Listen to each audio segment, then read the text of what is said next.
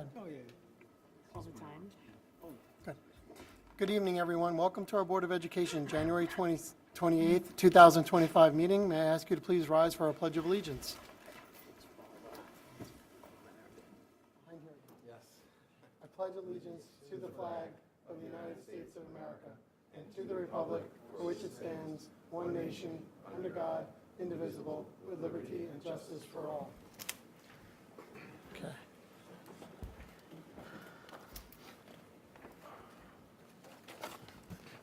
So just one housekeeping item.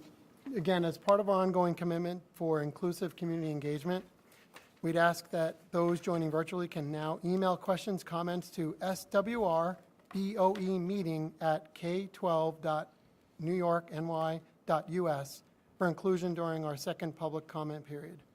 First up on tonight's meeting is our approval of our agenda. May I get a motion? Megan, second Jim S. Any discussion or questions? All in favor? All in favor? 7-0. Thank you. Next up is our superintendent's report. Mr. Poole. Thank you, Mr. President. Good evening, everyone. For the first part of my report, I'm going to turn it over to our student ex officio, Jocelyn, for her report. A recent update on my college application process is that so far, out of the 14 colleges and universities I have applied to, I have been accepted to 11 and are waiting for responses from Wake Forest, Florida State University, and Vanderbilt University. I have been accepted to Tulane, Clemson, University of Georgia, North Carolina State University, University of Miami, LSU, University of Florida, Rollins College, University of South Florida, Furman College, and Florida Southern College. All of these schools contain the major that I am looking to pursue, which is environmental engineering. Some of these schools have highly ranked engineering programs such as Clemson. I would like to thank Ms. Hygo, Ms. Seames, Ms. Frazier, Ms. Gilroy, Dr. Neff, and Ms. Gianfala for all their help in my college application process. Congratulations. Thank you. That was an impressive list. Here are the updates for my student report. Starting off with sports, the winter regular season is ending. Senior Day celebrations have begun as our teams prepare for the postseason. Boys varsity track and field recently won leagues for the second consecutive year. Michael Hubner and Logan Young were announced in Newsday's top 25 for boys indoor track.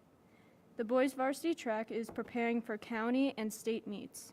For wrestling, SWR defeated Mattituck 53-18 in the Suffolk County D2 semifinals. They now have a record of 19-4 this season. SWR wrestling is also placed second in the section county team tournament in an exciting county final versus John Glenn. They are gearing up for the second tournament held at SWR on February 14th and preparing to compete for individual county and state championships. Girls varsity basketball is now entering playoffs again for their 18th consecutive season. They are number 1 seed in the Class A playoffs. Charles Peterson is being seen as one of Long Island's leading foilists in fencing.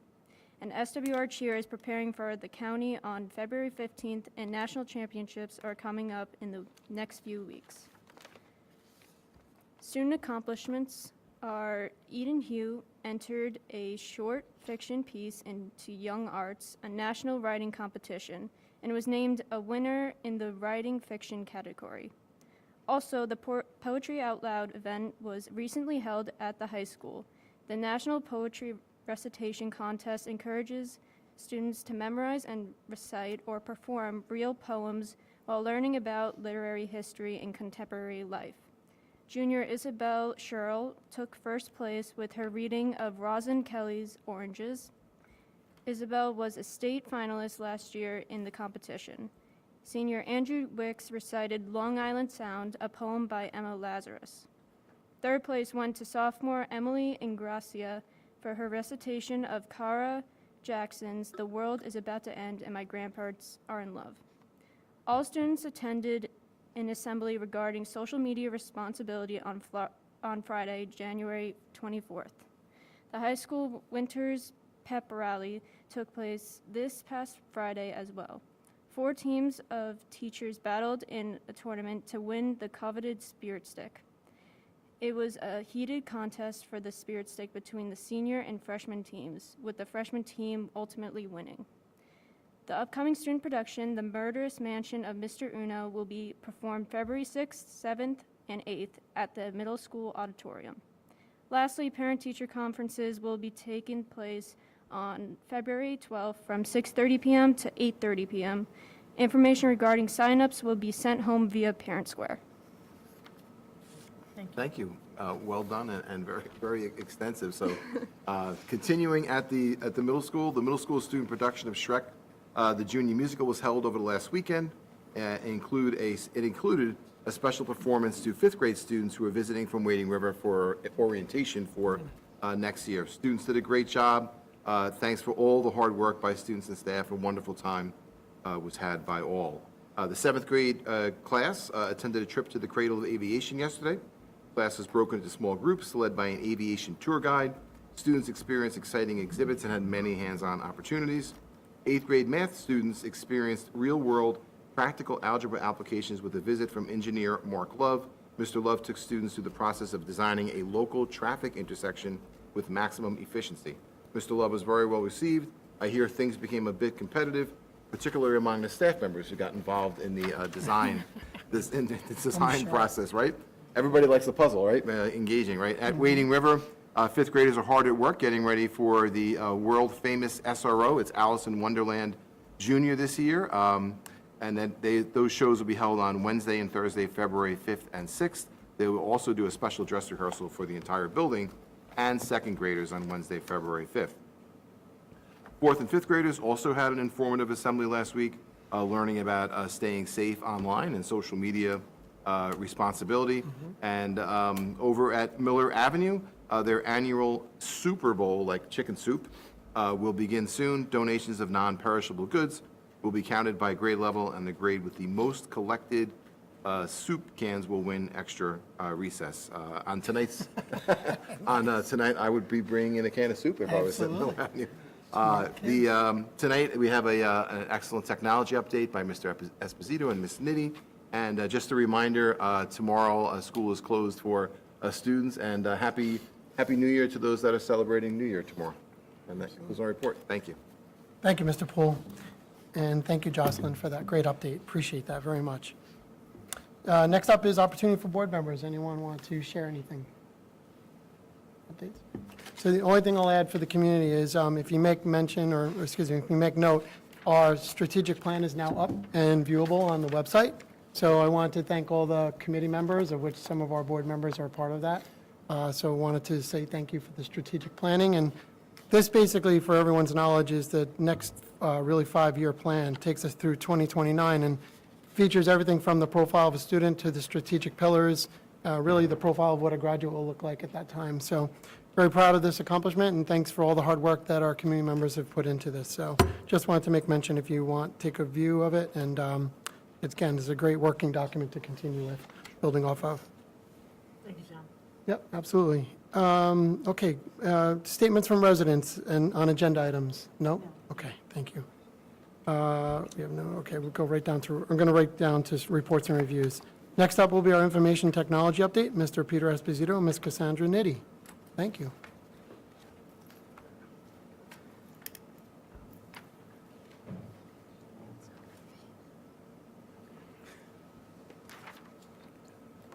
So this will be the first test. If the technology works, we're really in great shape. We are being visited with the information technology team right now. So if you're keeping track, it's this is The 11, clicker's gonna work? Esposito 0. Just so you know. For those at home, keeping track. All right, so good evening. And before we begin, me and Ms. Nitti would like to thank the Board of Education for this opportunity to provide this IT update and to thank you for all your support. It's because of this support that we're able to maintain a robust IT infrastructure and provide our staff and students with a wide variety of educational technology and support. So thank you.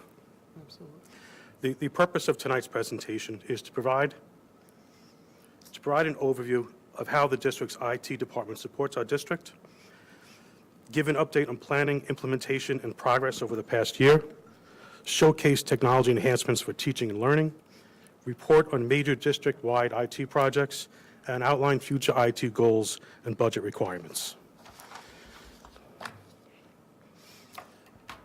First, we'd like to talk about how the IT department supports our district. So the next 3 slides will provide an overview of what our IT department does for our district, and I'm going to go over this as quickly as possible. There's a lot of bullet points on there. But we handle the account management for over 10,000 accounts on multiple platforms. We perform asset control for the district for our IT inventory. We have over 6,500 active devices, and all maintained in the new Incident IQ Asset Manager database. We maintain the communication systems, which consist of 450 phones, 22 communication switches and controllers. We recently did a PA to phone integration using the Informacast system. We handle Parent Square, the digital signage, and Go Guardian. As far as curriculum instruction, we support over 200 software titles, apps, and platforms. We assist with the digital PACT and SAT administration, as well as the computer-based testing in grades 3 through 8. Cybersecurity, I'll go through this quickly as well. We developed a comprehensive incident response plan. We monitor the network for malicious activities. We regularly perform encrypted database backups, as well as vulnerability scans on the network, and do remediation as needed. We monitor the firewall and monitor Active Directory and all Windows logins. We perform malware and NWare protection on all computers. We manage 550 Duo MFA tokens for the staff, and we perform patching as needed.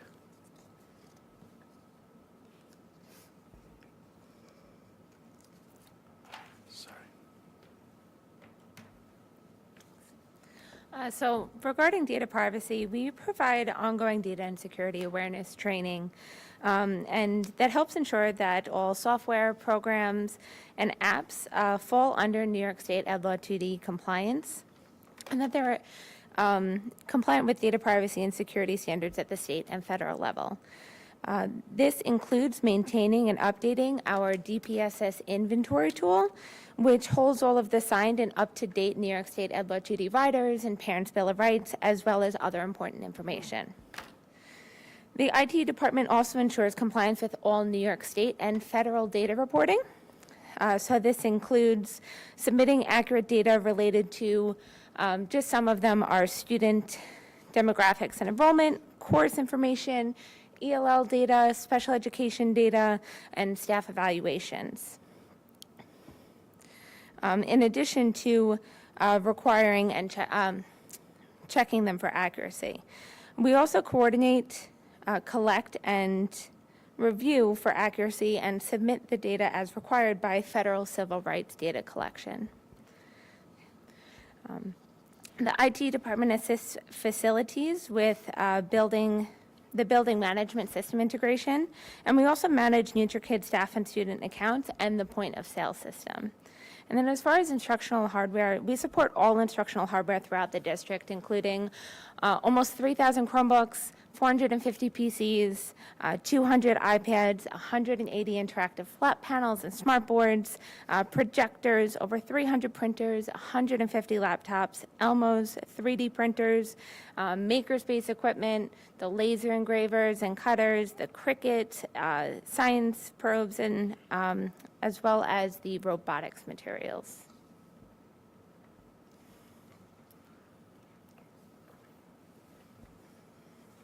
Okay, so a major part of the IT function is to really manage and support the network infrastructure. Mm-hmm. So we have a NOC here at the high school, we have a redundant NOC over at the middle school. Within that, those 2 NOCs, we maintain 70-plus virtual servers, 60-plus data switches throughout the district, and all their backup battery supplies that are associated with them. We manage with the redundant firewalls, the spam filter. We manage all the email archiving. We control the redundant internet servers. We have LightPath comes into the high school, Crown Castle comes into the middle school. So if one of them goes down, we have a backup provider for our internet service. We also maintain the internet, inter and intranet fiber, and a wireless network with over 350 access points. As far as our physical safety and security, we manage the Gentech Security Center software. that controls the 300 cameras, as well as the access control.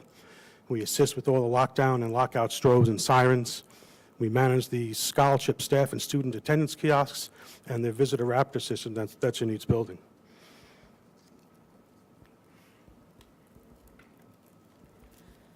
So our office application specialist maintains our student management system, Infinite Campus, which includes maintaining all parent, student, and staff accounts, the campus briefcase, the campus backpack, online registration, creating and maintaining the custom elementary report cards and custom transcripts, importing all assessments and region scores into the student management system, and manage the school calendar and day rotations within there.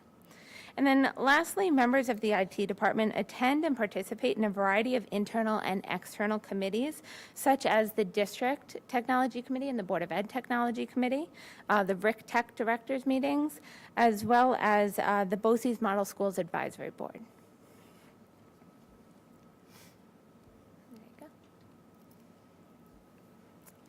go. All right, so I really need to say a word of thanks to the IT department and the members of the department. They do a fantastic job. I truly feel that we have a team that does a lot of great work, and they truly care about what they do.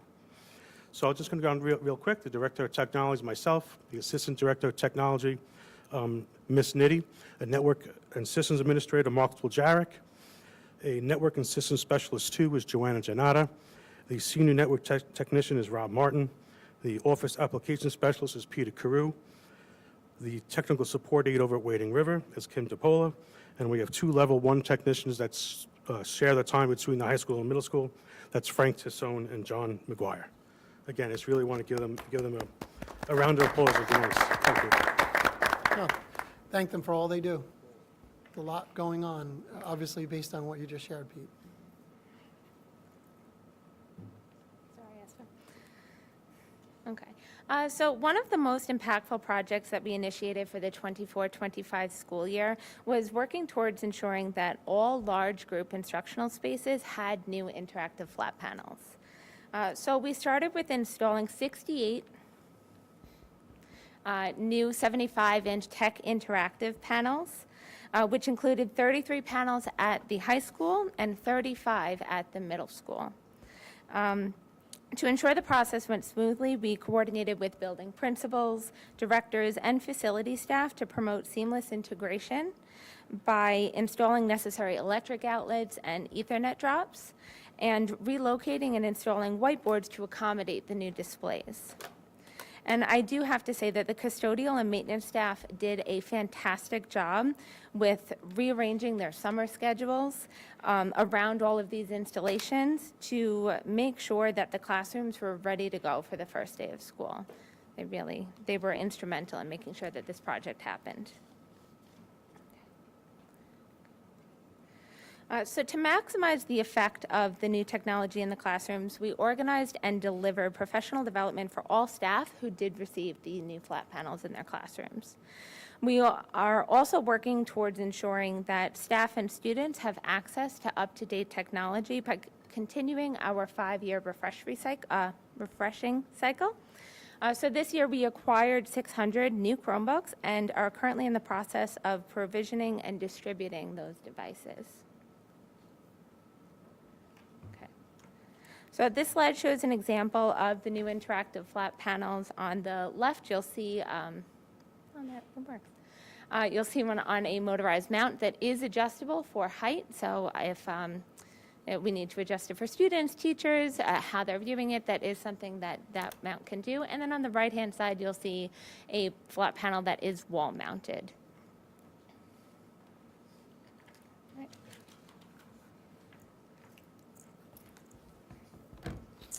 Okay, so I'd like to briefly discuss our asset management and our new help desk, the ticketing system that we just recently implemented. So over the summer, the IT department normally does a very comprehensive inventory of all its items. Since we brought on Internet IQ, I was able to export and import the old database into a new database. And this system let us put a lot more information into the system about our inventory. So when we perform the inventory of the summer, it is room by room and item by item. We scan every item. We ensure there's an asset tag in every item. When it's in a database, it's recorded by building and room or by person if a person has been given that device. It contains all the purchase order information, including pricing and so forth. So there's a history that's built into the system. Aside from doing the inventory of this system this year, in Incident IQ, we deployed a ticketing system through Incident IQ. In the past, staff would just email the IT department. It would go to 5 or 6 of us as a mass email, and someone would just pick up that email and it would get done. It worked, but it just became overwhelming, the number of emails that we received. So now we have a Incident IQ a help ticket, a shortcut on a desktop. We made it very simple for the staff just to click on that, pick out a few little categories, what they scroll through, and then put in what the problem is. Since we implemented that on January 6th, and a number I'm going to give you is as of January 22nd, so it's 12 school days. So in that time period, we had 1,164 tickets put in. We responded to 1,158. So real quick math, it's 100 tickets a day that come into the IT department for things that need to be taken care of. A good majority of them are Chromebooks, so, but I was just going to ask you, what are the primary, that's a lot of tickets, more than I would even imagine. yeah. What are the The majority are the handling of the Chromebooks and Is it whatever Chromebooks issue. for the students or the Chromebooks for our staff and faculty? It's both. It's Wow. both. But it's mostly students. Okay, so it is mostly students, okay. Yes. Okay, wow. Mr. Esposito, are you managing asset tag management outside of IT equipment, also your department? I'm sorry, the you- question? Asset management tag, are you managing that outside of IT equipment, your department? No, no. Okay. I would really like him. That's why I'm hesitant to say that. Great at it. Yeah, I was just going to say, I feel like it's coming my way, but no. So it's funny. I think we're at a spot where we have a very good control on how the system works, and the system is able to handle other applications or areas as well. It's Glenn not, didn't pay me to ask that question. It looks no, like that's, he might have, but it's a I fair didn't- question. yeah. Okay. No, Mr. Esposito, going back to the help desk, I think that'll give you a lot of influence. Not that you probably didn't know what the current issues were or things you're seeing, but what's your hope, I guess, out of having a help desk that way with I an think organized? the hope is that instead of that mass email coming to the 5 or 6 people in the buildings and someone grabbing it and running off, that, each person has an area that they're responsible for, that I can develop the routing a little more, so when the ticket goes in, it goes to the person who's really responsible for it, and they can take care of that immediately, instead of someone else trying to pick it up. Those tickets do go to, I want to say, to the TSAs in each building first, so they get the ticket first to handle that and close it out. If they can't close it out, it comes to us. Just real quick, what's a TSA, technical? Support aid Okay, used to I be the thought that was- CLAs in the building. Got it, okay, terrific. TSA, I was thinking airport security, but I was like, that's definitely not here. Okay, so next, so over the summer, we replaced the core switches Right. at the high school and the middle school. And if you're not familiar with the core switches, it's the backbone of the entire network. It controls all the data transmission and communications on the network. If there are pieces of devices that when that has to be done, the network was down, it's work we did over the weekend to get up and running. A lot of work goes into it ahead of time to configure everything, and then it's a quick swap out over the weekend, and cross your fingers, everything comes up and it's running all as planned. So that, it went actually very smoothly, I'd like to say. Along with that, we replaced the head switches in the buildings as well, and we also installed new high-speed fiber lines within the building. So we installed 3 pairs of 10 gigabyte single-mode fiber from the 22 switch cabinets in the buildings. That's district-wide, back to the MDF. So there's some future growth there we eventually have to upgrade the switches in the district. This will handle that, as well as those 3 lines give us a spare or 2 spares into every cabinet moving forward. So there's some growth for the future there as well. Real quick, if you're not, this is a switch. That space used to be the old switch, just so you know. The new switch is just that little teeny thing. It's so small, I can't even put an asset tag on it. And the piece below it is also part of the core switch. And the yellow lines that you see coming into it are the fiber runs from all the cabinets in the high school. So those go back to all the cabinets. On top of that, We assisted our facilities department with the backup generator for the high school knock. And off the subject here, I really want to thank everyone for that. My sleep score has gone up 10 points since that got turned on. Okay? We assist with the installation of the blue lights and the strobes since they are run on the network, as well as the update of the 125 cameras on the network and the 28 new cameras that were installed in the high school.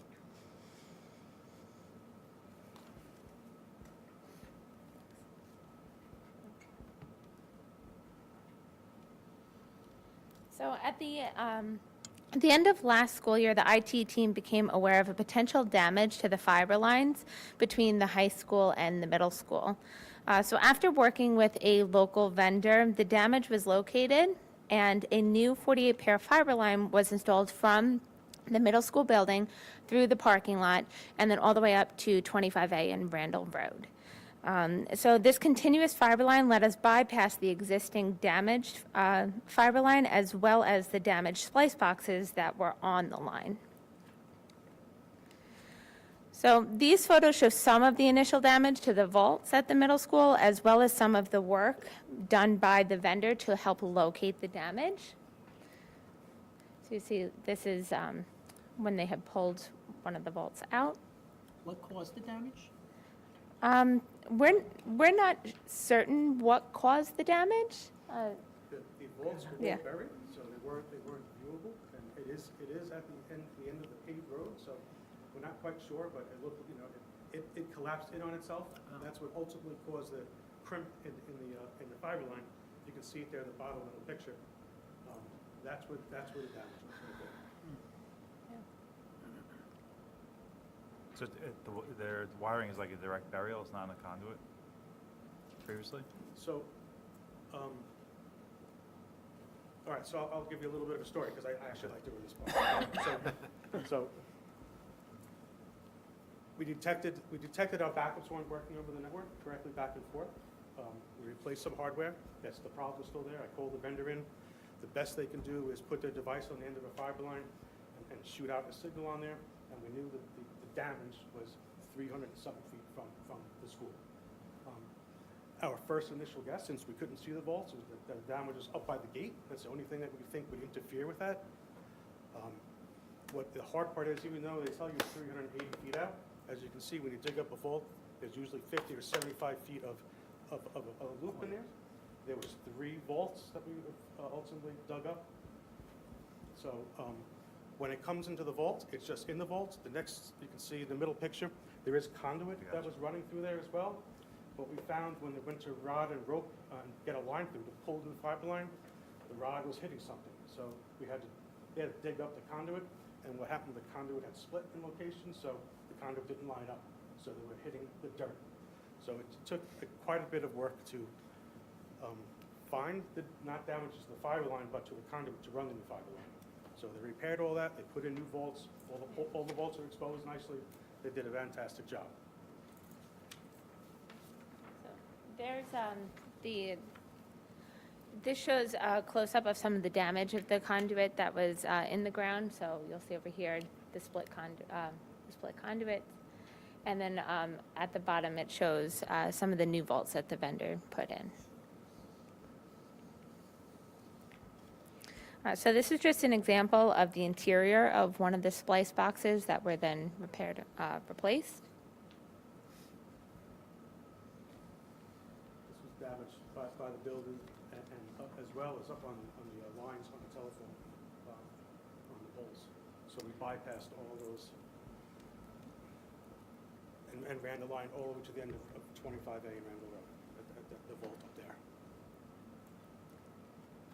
And then this shows the completion of the newly installed vaults at the middle school after the work was finished.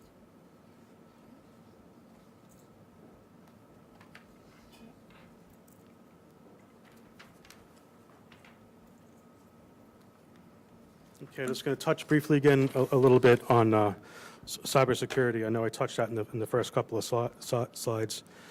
But we do a lot of work with CSDNet. We work closely with their firewall team, the cyber team, the data team, as well as their support team. And aside from the work we do with them, we do a lot of work with BOCES. There's a lot of communication between a lot of different places that give us alerts to known vulnerabilities and so forth. So we work very closely with BOCES. We work with the New York State Intelligence Center for Cyber Analysis Unit, the Multi-State Information Sharing and Analysis Center, Cybersecurity Infrastructure Security Agency, the FBI, Homeland Security, all the local vendors, and the school district. There was a constant stream into my mailbox of vulnerabilities that are happening, people that are at phishing attempts, things that have been breached as far as someone's email address from another district that we have to block and so forth. So a lot of communication, a lot of time goes into this.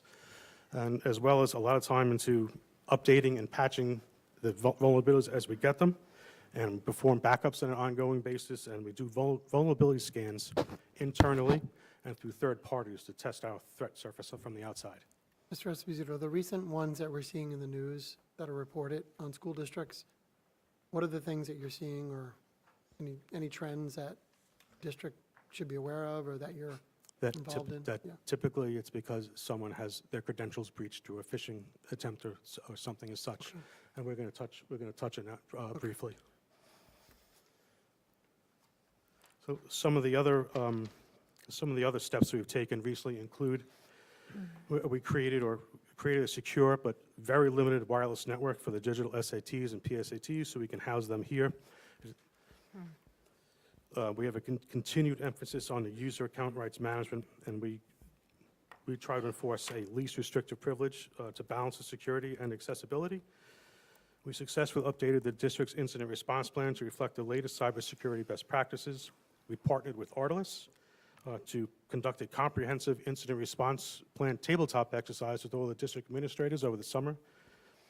And we collaborated with our IP phone system vendor to integrate the district's phones into the PA system. So this upgrade enables announcements from any phone to be broadcast through all the PA speakers and the phone speakers in the district. And that's using the Informacast system that I mentioned on the first slide.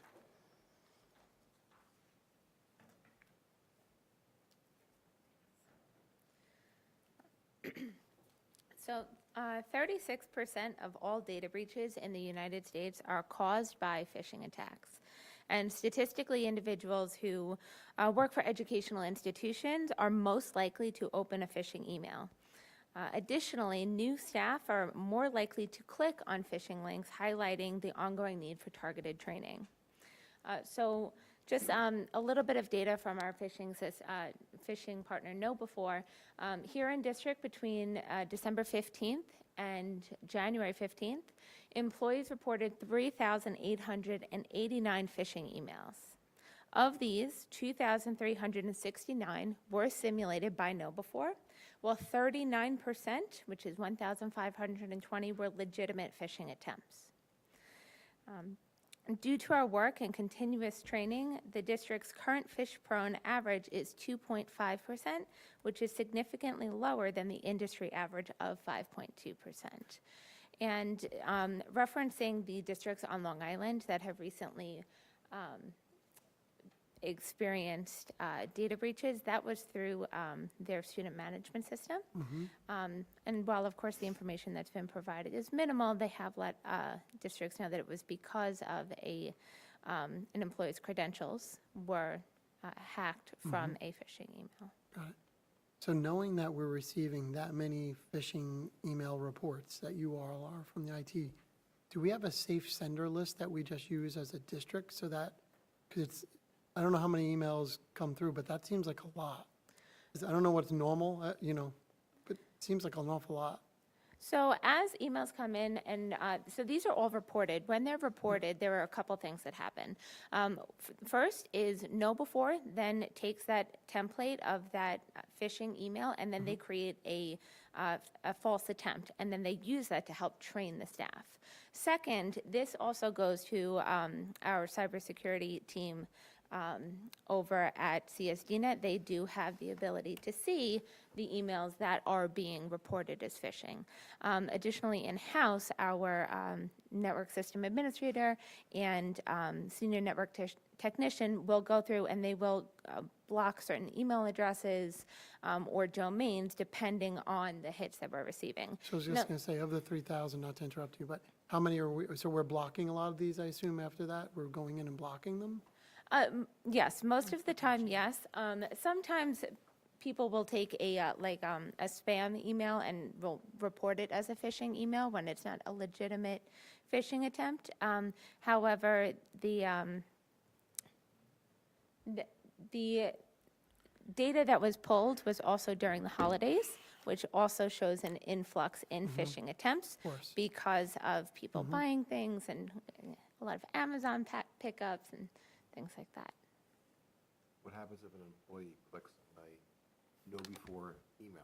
Not that anybody here knows about what happens, but what happens if you click on one of the training emails? It takes you to a designated site that says, oops, you've clicked on a simulated know before phishing email, and then they are assigned to two separate trainings, 2 or 1 depending on what's available at the time and how effective we think they are. They're about 15, 20 minutes. They complete the training, and then we move on and hope they don't click again. There's been a lot of, obviously, iterations with like the complexity of how people are fishing these days, with like spoofing and different techniques, so they've become more sophisticated. Does the training constantly evolve for staff as these things become more prevalent?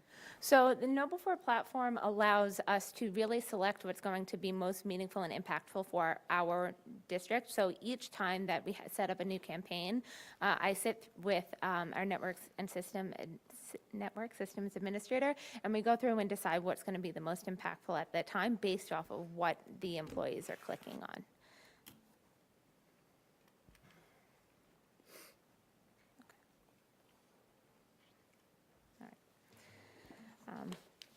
So over the past year, the IT department has been instrumental in launching AI platforms throughout the district to help enhance teaching and learning experiences for our staff and students. We've also taken feedback and requests given to us from last year's District Technology Committee, and we rolled out Go Guardian Teacher this year. Additionally, we've continued to expand our support in the implementation of Parent Square. So in addition to delivering training to staff on new and advanced features, I also attended each school's back-to-school night or their first PTO meeting to provide support to families and to make sure that they really were able to access the platform and understood how it's there to be utilized. So this just shows some of our Parent Square usage from last year compared to this year. So the dotted lines show last year's information, whereas the solid lines show this year's. On the left-hand side, you'll see our direct messages, and we are, this year, we are significantly higher than we were last year, which means that our staff and our students and our families are really utilizing Parent Square to communicate with one another. Currently, I looked in Parent Square today, and we have 90 parents or guardians that are utilizing Parent Square's automatic translation to translate all communication into their preferred language. We have 61 parents who receive notifications in Spanish. We have Chinese, we have Turkish, we have Russian, and we have French. And I've heard great things about how Parent Square has really allowed our teachers and our staff to be able to communicate easily with our families who speak other languages. That's really helpful. So to maximize the understanding and provide support to staff, we've been collaborating with the Eastern Suffolk BOCES Model Schools program to help provide a variety of professional development for staff, including training sessions over the summer and during the first few weeks of school on the new interactive flat panels, as well as a School AI training week, which was a full week of PD that was dedicated to School AI. And because School AI was our first district-wide AI platform, we thought that it was really important to provide an opportunity for all staff to participate in professional development to help familiarize themselves with the platform. And then we also became a Canva district this year.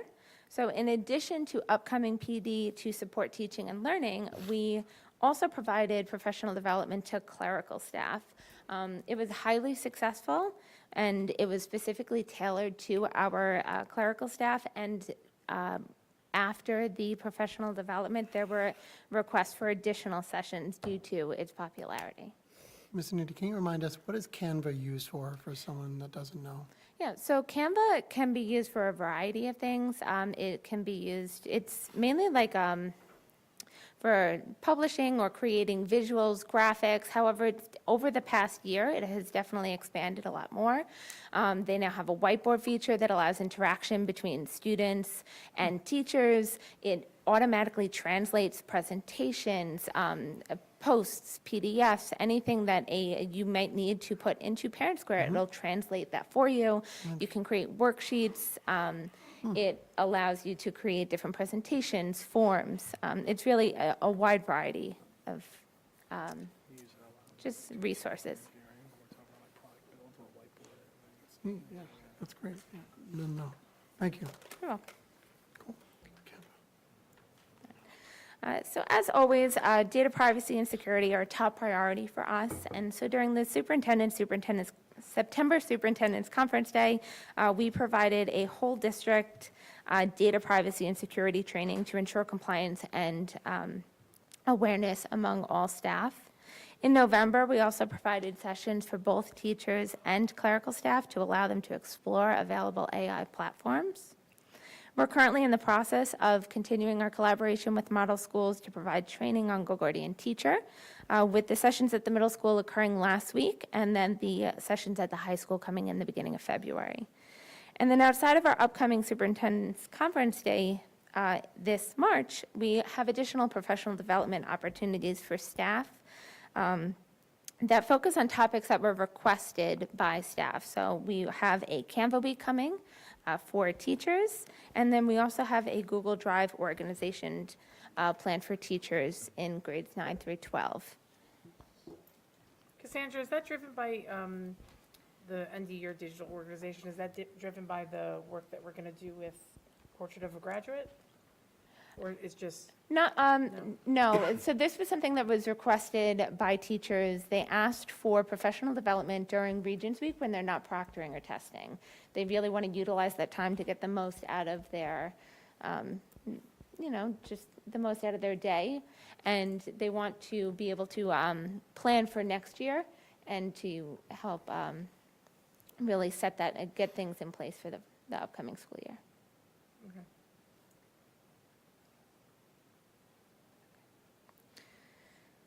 So following a successful 2023-2024 school year, the District Technology Committee has continued to grow, serving as an invaluable forum for us to really understand and address the unique technology needs of each building. The committee has also served as an opportunity for those on the committee to attend the Lights and Asset conferences, which allows educators to access a wealth of resources, hands-on learning, and insights into emerging technologies, really empowering them to expand their skill set and bring new ideas back to the district.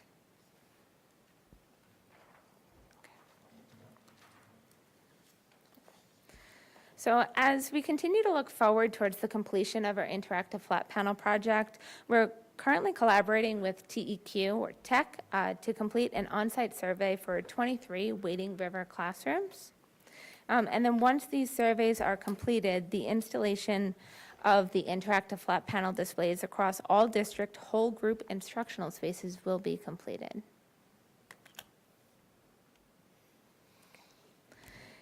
And then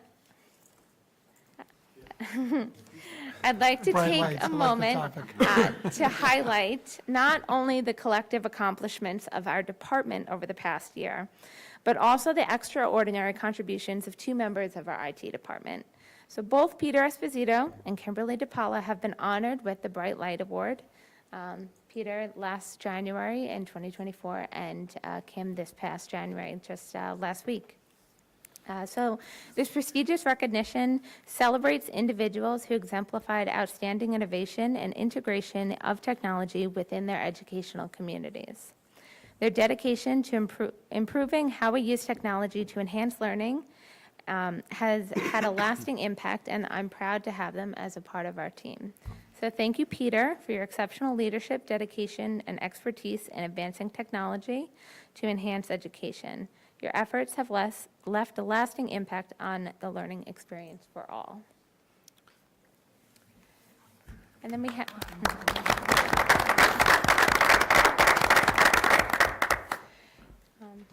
And then just last week, we celebrated Kimberly DePaula's receiving the award. So Kim is the heart of Wading River School technology support. She brings warmth, kindness, and a can-do attitude to every task.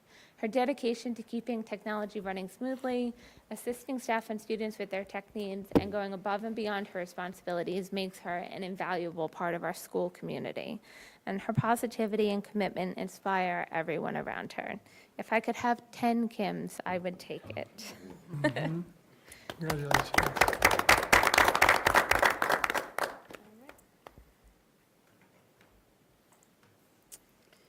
Okay, last slide. So this next slide is a list of items that are going to need to be refreshed over the next 5 years. That's right. Yeah. This is usually where Glenn comes in, just so you know. Glenn's hiding. And it's currently not, it's not in our budget. So Here we go. you've seen this before. I've updated it a little bit. So I'm going to go down the list. Okay. On the right, the column is the year that I anticipate it should be replaced. And the Which cost- piece should be replaced, Mr. Esposito? What did you say? What should be replaced? Estimated implementation is the year that it should be replaced. Thank you. Got it. Okay? So we have 220 printers that are 7+ years old in the district. We have a managed print service, so they'll keep coming to repair them, but they are starting to fail, so those need to be replaced. Okay. The HVAC building management system upgrade needs to be done. The front-end controllers in each building truly needs to be replaced, as well as the databases and the software that runs it. We have 120 iPads that are going to need replacing in the next couple of years. I can't believe it, I'm saying that we're going to need to replace the switches. I truly felt like we just did that a couple of years ago, but they are a little over 5 years now. The switches that I'm going to suggest that we replace will be PoE ++ switches that are 2.5 gigabyte switches. We're currently running 1 gigabyte switches, but with the addition of the cameras and other security features that we're adding, our district vendor and myself feel like that's the way to go when we go to replace them.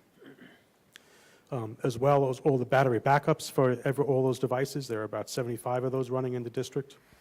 We have 500 PCs that are now 5 years old. They're running pretty well so far, so traditionally you replace things every 5 years. We're a school district, so I always look to push things a little bit more, where you can get another year or two out of them. If we just have to replace some RAM and some PCs here and there, we'll be okay. I have a little note there that right now the current thinking is that PCs may go up 10 to 15% based on AI use and maybe a chip that might go into that machine. I'm not quite sure exactly, but I did build in a 10 to 15% price in that cost estimate right there to cover that. We have 60 Macs that would need to be replaced in the next couple of years. I threw in a line for STEM devices. We have 3D printers that may need replacing down the road. We're going to have TV studio equipment that will be replaced or upgraded over the next 5 years, since that's coming on board. Our virtual infrastructure was put in place in the summer of 2021. That's going to be replaced by 2027 or 2028. Our firewalls were installed in summer of 2022, so that's going to come into play in the next 5 years, as well as the 150 laptops that were purchased in the fall of 2022. The one thing I didn't put on here, which, in hindsight, well, last week I should have put on there, that as I'm speaking with vendors now, the word tariff keeps coming up. So they're telling me if you have a project that you're looking to do, that you should be getting into them right away, because they're expecting or calculating at least a 10 to 50% increase in the very near future in items. And I don't know where else that's going to go. It's just a number I'm going to throw out there. So the number I have there, could be impacted by those tariffs. I just don't know what's coming exactly. So, when it comes to old equipment they're replacing, do we have like buyback programs, or are we donating any of that equipment when they're considered technically outdated? I mean, a 5-year-old PC or a 5-year-old Mac is not, that outdated. So, I mean, I'm curious, like, what happens to them after they've kind of used their shelf life in the district? We are looking at that. A lot of the purchases that we do go through BOCES. So if we purchase an item through BOCES, those items have to go back to BOCES, believe it or not. So we inventory it there. We have to wrap it all up and send them back. Anything else, we have using an e-recycler to recycle that appropriately. There has been some discussion with Glenn about alternatives of just recycling it off. There's not much left after you take out the Chromebooks released from BOCES and all the devices that we purchased through BOCES. So there's not a lot left for me to send back. You know, most of the mailings and discussions I get are people want iPads and they want iPhones because there's money in that. I know if we leased iPads for the district, that's worth $100 at the end of the 4 or 5 years. So a Chromebook is worth almost nothing. I've had offers of $2 or $3 for a Chromebook at this point. Mr. Esposito, can you tell, that top line, it says estimated costs outside the annual budget. Can you explain that? Yes, that is not included in my yearly budget that I work on. Okay. Only because it's a 5-year plan for down the road. We do have, funding has been identified in the capital reserve, in the capital reserve proposition. So we're working That's space where that's facilities, coming so funding is identified for these projects. Okay, I just needed to confirm that. Out of a reserve that hopefully. Great. Nothing else? Well, thank you and the team and everyone who keeps, I should say the lights on, but in this case, the technology running. So thank you for all you do. Thank you. Yeah, thank you, Mr. Esposito. Or really everything running. Mr. Esposito, and thank you, Ms. Nitti, for all the updates. There you go. Okay. I don't think it covers tariffs. Going to continue forward with our votes and resolutions. First up will be our approval of our January 7th, 2025 special public meeting minutes. May I get a motion? Jim S., Mike? Any discussion or questions? Okay to vote? All in favor? January 7th. 7-0. Next up is our approval of our CPSE, CSE, and 504 meeting summary memo dated January 15th, 2025. May I get a motion? Megan, second. Jim L. Any discussion or questions? All in favor? 7-0. Next up will be our curriculum and instruction resolutions. In this section, would it be okay if I take them as a block? There are 5. Yes. They go from 2425-117 through 2425-121. May I get a motion? Jim L., Katie? Any discussions or questions? Okay, all in favor? 7-0. Next up will be our business and operations resolutions.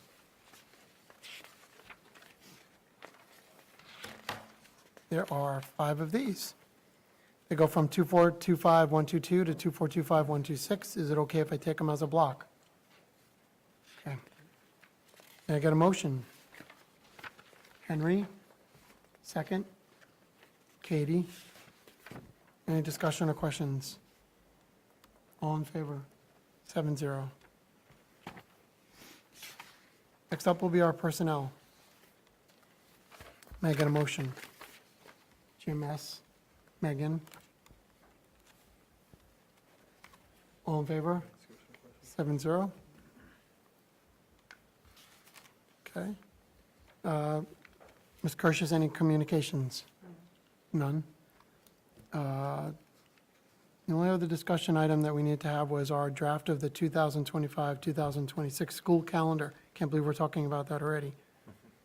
Mr. Poole, did you want to touch on this? Well, I or- wasn't, I'll defer to Mr. Hayward, who spent some time considering. I know there wasn't a lot of wiggle room.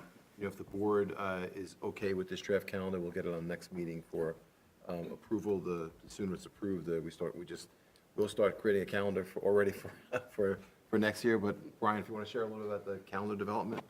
Right, it all is depending on, you look at different calendars, like if you look at the BOCES calendar, they have less days in their contracts, so that they have less days in their calendar. Right. We really didn't have any flexibility within this calendar because our teacher's contract says 184 days that they must work.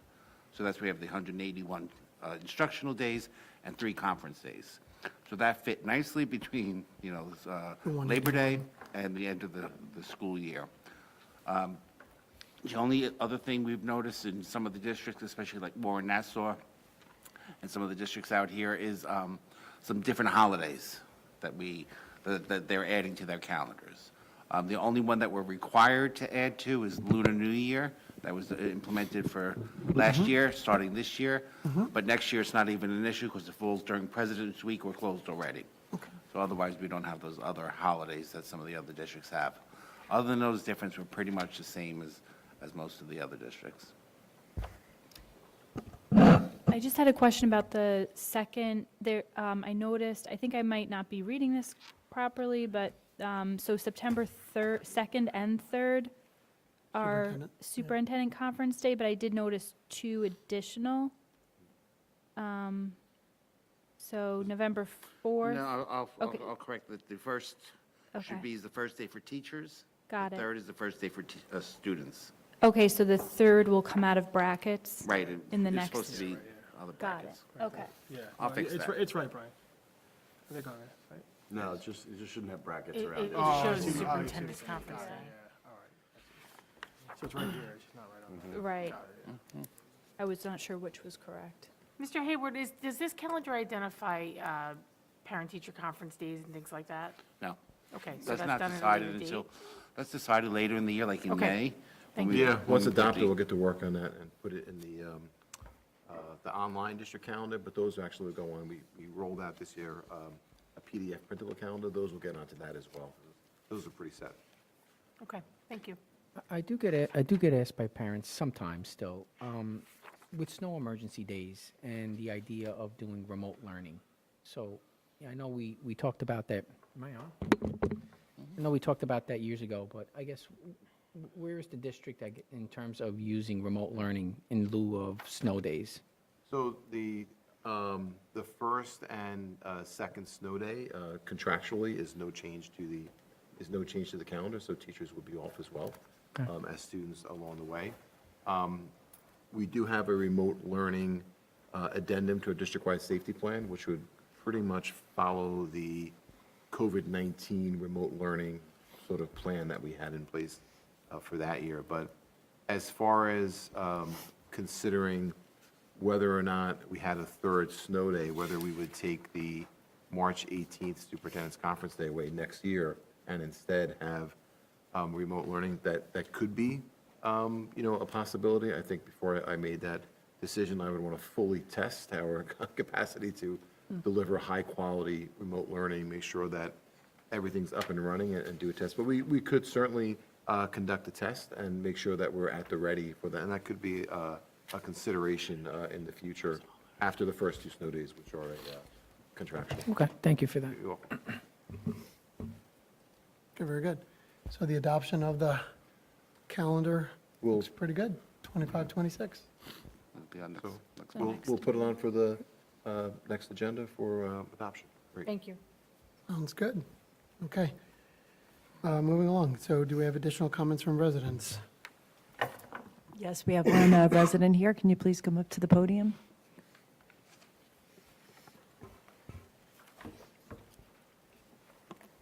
If you can just state your name and address for the record, thank you. Mike Williams, 3 Upper Course Way, Shoreham. Good evening. Good evening, Mr. Williams. Happy New Year. Happy New Year to you. It's great to hear all these technology improvements in the last board meeting and this board meeting. It's fantastic. Also, great to hear how the board is addressing all these technology improvements in the classroom. My wish is that in 1 or 2 years, Eric Bramhoff will be standing at this podium showing a slideshow of the technology improvements being made on the athletic fields. Okay? I would just like to, again, emphasize how Shoreham-Wading River is behind our neighboring districts in this area. Rocky Point has 3 turf fields. Miller Place has 3 turf fields. Mount Sinai has 2 turf fields, soon to be 4 turf fields in the next couple of weeks when they break ground. The longer we kick this can down the road, the further we are falling behind.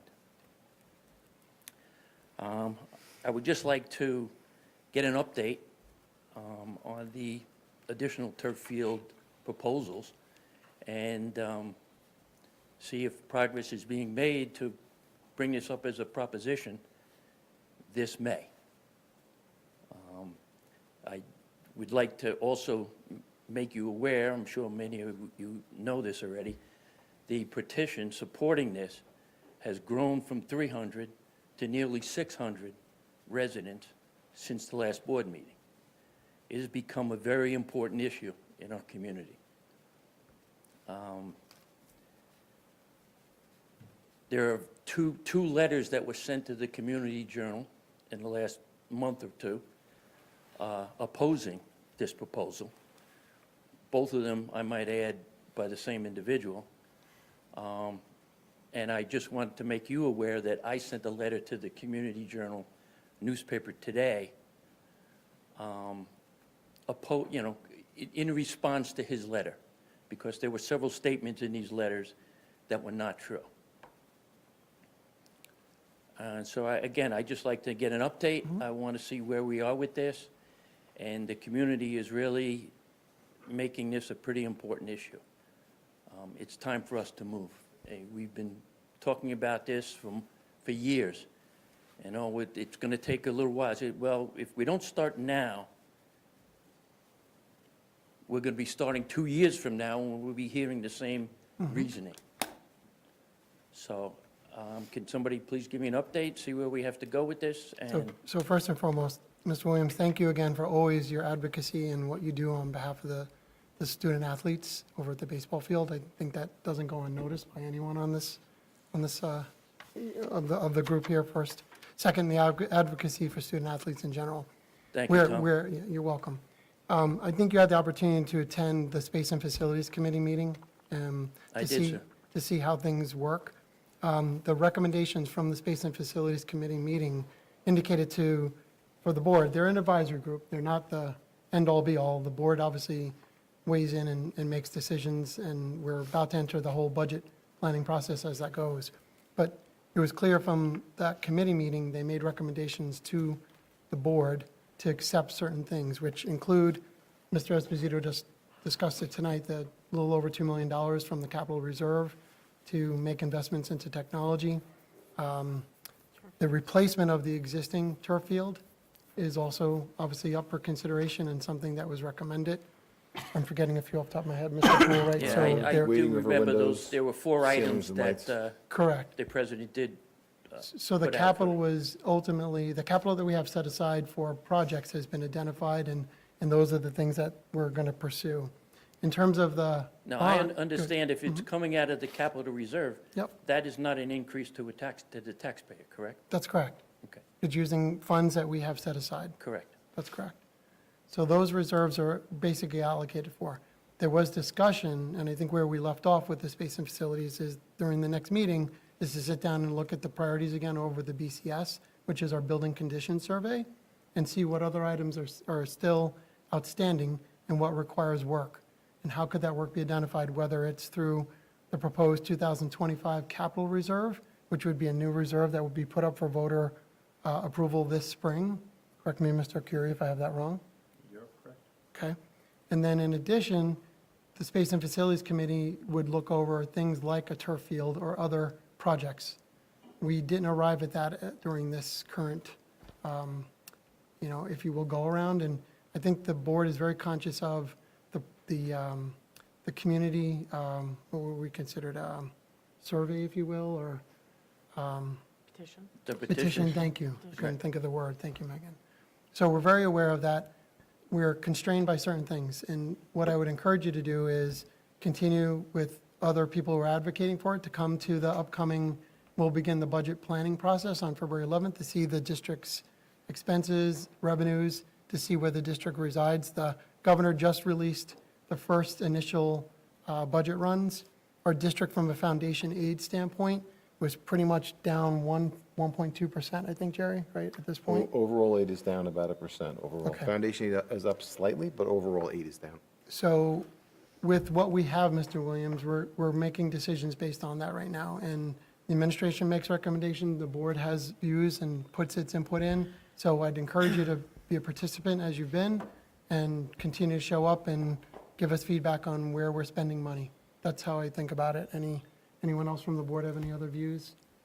I just have one other question. Has any members of the board inquired from other districts why they have 3 or 4 turf fields? Like, what's their reasoning?